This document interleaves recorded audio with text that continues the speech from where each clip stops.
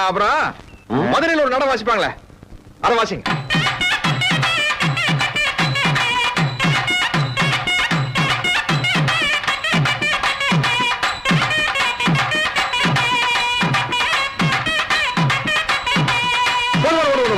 போதும் போதும். கோயம்புத்தூர்.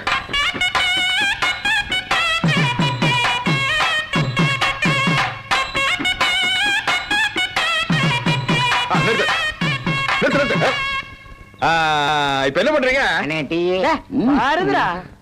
அது அதல்ல, தஞ்சாவூர். தஞ்சாவூர்ல ஆரம்பிச்சு அப்படியே மதுரை வழியா வந்து அப்புறம் கோயம்புத்தூர் பிடிச்ச ஒரு ஆம்காம்க்கிறீங்க.